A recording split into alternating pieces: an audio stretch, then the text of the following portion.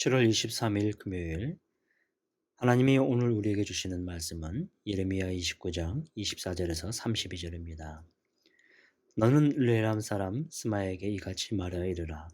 만군의 여호와 이스라엘의 하나님께서 이와 같이 말씀하여 이르시되 내가 내 이름으로 예루살렘에 있는 모든 백성과 제사장 마아세야의 아들 스바냐와 모든 제사장에게 글을 보내어 이르기를 여호와께서 너를 제사장 여호야다를 대신하여 제사장을 삼아 여호와의 성전 감독자로 세우심은 모든 미친 자와 선지자 노릇을 하는 자들을 목에 씌우는 나무 고랑과 목에 씌우는 쇠의 고랑을 채우게 하심이오늘 이제 내가 어찌하여 너희 중에 선지자 노릇을 하는 아나도 사람 예레미야를 책망하지 아니하느냐. 그가 바벨론에 있는 우리에게 편지하기를 오래 지내야 하리니 너희는 집을 짓고 살며 밭을 일구고 그 열매를 먹으라 하셨다 하니라. 제사장 스바냐가 스마냐의 글을 선지자 예레미야에게 읽어서 들려줄 때 여호와의 말씀이 예레미야에게 임하여 이르시되 너는 모든 포로에게 전언하여 이르기를 여호와께서 느헬렘 사람 스마야를 두고 이같이 말씀하였느니라. 내가 그를 보내지 아니하였거늘 스마야가 너희에게 예언하고 너희에게 거짓을 믿게 하였도다. 그러므로 여호와께서 이같이 말씀하시니라. 보라, 내가 느헬렘 사람 스마야와 그의 자손을 벌하리니 그가 나 여호와께 패역한 말을 하였기 때문에 이 백성 중에 살아남을 그의 자손이 하나도 없을 것이라. 내가 내 백성에게 행하려 하는 복된 일을 그가 보지 못하리라 하셨느니라. 이것은 여호와의 말씀이니라.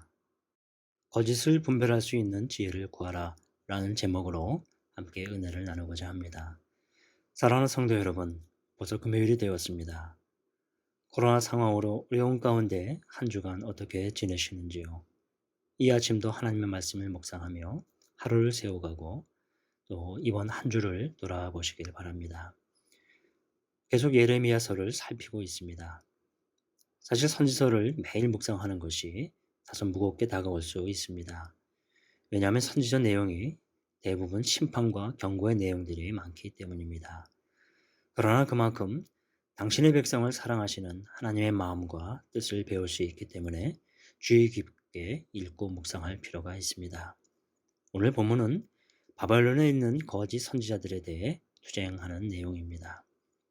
서두에 스마야라고 하는 사람이 나옵니다. 이 사람은 거짓 선지자로 느헬람 출신으로 예레미야 예언에 반대하며 제사장 스바냐에게 예레미야를 고발합니다. 예레미야 당시 대표적인 거짓 선지자 중에 한 사람이지요. 스마야는 예레미야가 앞서 보낸 29장 1절에서 23절까지의 이 서신의 내용을 반박합니다. 그리고 대제사장에게 예레미야에 대해 하나님을 이방신에게 파는 배교 행위자로 정죄하고 고발합니다. 예레미야는 오늘 본문과 관련하여 하나님의 뜻을 전했습니다. 백성들이 포로로 끌려갈 것과 그곳에서 집을 짓고 살 것을 알렸습니다. 결혼도 하게 되고 자녀도 낳으며 백성들도 번성하게 된다는 하나님의 말씀을 전한 것이죠. 뿐만 아니라 포로기 동안 평안을 약속해 주신 것이 하나님의 뜻이었다고 설명합니다. 그러나 스마야는 그렇게 이해하지 않았습니다. 그는 반대의 생각으로 백성들에게, 특히 스바냐 제사장에게 예레미야를 고발합니다. 이것이 24절부터 28절에 이어진 내용입니다. 여호와께서 너를 제사장 여호야다를 대신하여 제사장을 삼아 여호와의 성전 감독자로 세우심은 모든 미친 자와 선지자 노릇을 하는 자들을 목에 씌우는 나무 고랑과 목에 씌우는 쇠 고랑을 채우게 하심이오늘 이제 내가 어찌하여 너희 중에 선지자 노릇을 하는 아나도 사람 예레미야를 책망하지 아니하느냐. 유다 백성의 포로 상태에 대해 스마야가 한 말입니다. 실제로 이스라엘과 유다 백성이 바벨론 포로로 끌려가기 시작한 1차 포로 과정에서도 거짓 선지자들이 있었습니다. 그들은 포로 기간이 짧을 것이고 오래지 않아 돌아올 것이라 예언했습니다. 고통이 오래가지 않을 것이라 했던 것이죠. 즉 평온을 구하는 것입니다. 많은 사람들은 평온을 원합니다.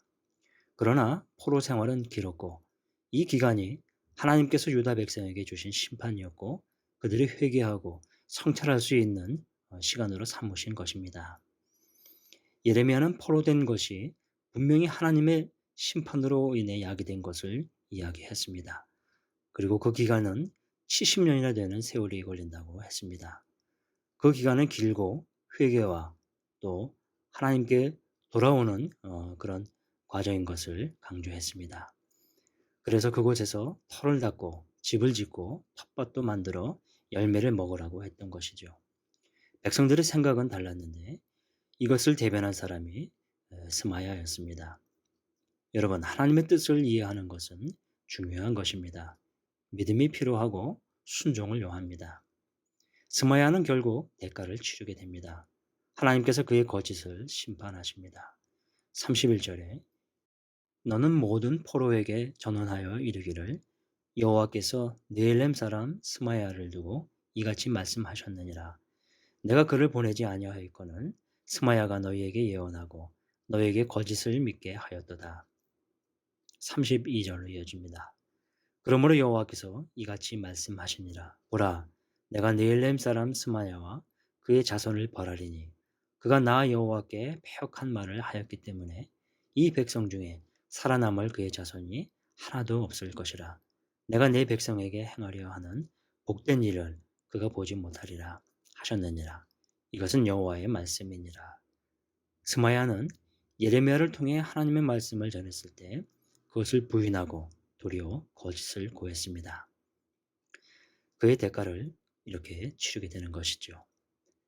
하나님의 백성은 사람의 귀에 듣기 좋은 거짓에 현혹되지 않고 하나님의 뜻을 분별하는 지혜를 따라 살아야 합니다. 사랑하는 성도 여러분, 하나님의 말씀을 하나님의 말씀으로 받는 것, 그것을 이해하고 믿는 것, 그리고 순종하는 것, 이것이 하나님의 백성들에게 있어서 온전히 살아가는 원리이자 방법입니다. 성경을 늘 가까이 하고 깊이 대해야 하는 이유입니다. 여러분, 하나님의 큰 계획과 뜻을 알기 위해 우리에게 성경이 주어졌다는 것은 큰 축복입니다. 끝으로 오늘 본문 가운데 하나님의 말씀이 예레미야에게 임한 것을 언급하고자 합니다. 29절에서 30절에 이렇게 나오죠. 제사장 스마냐의 글을 선지자 예레미야에게 읽어서 들려줄 때 여호와의 말씀이 예레미야에게 임하여 이르시되 나옵니다.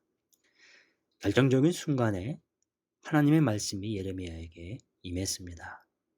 결정적인 순간에 하나님의 말씀이 떠오르거나 결정적인 순간에 성경을 읽을 때 일어날 수 있는 일입니다. 하나님께서 우리의 일생사 가운데 이와 같이 결정적인 순간에 말씀을 주시기도 합니다. 여러분, 내게 언제 어떻게 하나님의 말씀이 임하게 될지 오늘도 기대하며 살아가시길 바랍니다. 기도하겠습니다. 하나님 아버지, 하나님의 말씀을 들을 때 바로 깨닫는 지혜를 허락해 주옵소서. 스마야에게 하나님의 말씀이 전해졌음에도 그가 깨닫지 못할 뿐만 아니라 자의적으로 해석하고 거짓을 구하는 그런 어리석은 모습이 저에게 있지 않게 주옵소서. 하나님의 말씀을 늘 가까이 읽고 묵상하며 또 깨닫고 적용하며 우리 일상생활 속에서 하나님의 말씀대로 순종하며 살게 하옵소서. 예수님의 이름으로 기도하옵나이다. 아멘. 계속 기도하겠습니다. 말씀을 생각하면서 하나님의 뜻을 온전히 분별하는 지혜를 허락해 주옵소서. 세상의 흐름 속에서 하나님의 뜻을 구별하고 영적으로 현혹되지 않게 하옵소서. 매일 일상 가운데 구체적으로 성경을 읽고 묵상하고 연구하는 삶이 되게 하소서. 환우들과 연약한 지체들을 위해 기도합니다. 오랫동안 질병으로 고통받는 환우들의 아픈 몸과 마음을 위로해 주시고 하나님을 신뢰하는 믿음이 무너지지 않도록 붙들어 주옵소서. 고통 가운데 하나님을 더 깊이 만나던 말씀이 힘이 되게 하시고 돌보는 가족들의 마음과 영혼을 주님의 마음으로 위로하여 주소서. 온 교회가 환우들을 위해 진심으로 기도하는 정직한 중보 기도자로서의 사명을 놓지 않게 하시고 치유와 회복이 일어나는 교회 되게 하소서. 긴 시간 하나님으로부터 떠나 있는 가족들, 성도들의 마음에 성령 하나님께서 함께 하셔서 주의 말씀으로 살아나게 하소서. 담임 목사님을 위해서 기도합니다. 박재훈 담임 목사님에게 하나님의 은혜와 능력이 충만하여 연유교를 잘 섬기고 이끌어 가실 수 있게 하옵소서. 선교사를 위해 기도합니다. 김철우, 김현희 선교사님의 사역과 가정을 지켜 주옵소서. 김철우 선교사님의 대상 포진으로 인한 편두통이 원활히 치료되고 회복해 하옵소서. 김현희 선교사님의 9월 1일 출산 수술이 잘 되어 태아와 산모가 건강케 하옵소서. 올해 하반기 사역과 삶을 새롭게 인도해 주옵소서. 환우를 위해 기도합니다. 김정원 집사님의 탈장 상태가 수술 이후 빠르게 회복되고 영육간에 강건케 하옵소서. 계속 이어서 기도하겠습니다. 안녕하세요. 유년부를 섬기고 있는 백지희 전도사입니다. 2021년 유년부 여름 성경학교를 위해 기도해 주시기 바랍니다. 로마로 가는 길, 바울의 교회 사랑 이야기라는 주제로 7월 24일, 25일, 8월 1일까지 총 2주간 여름 성경학교가 각 가정에서 비대면으로 진행됩니다. 함께 기도해 주셨으면 하는 기도 제목은 첫째, 여름 성경학교 말씀과 활동을 통해 삶에서 하나님 사랑과 이웃 사랑을 삶으로 드러내고 교회를 사랑하는 유년부 어린이들이 될 수 있도록 기도해 주시기 바랍니다.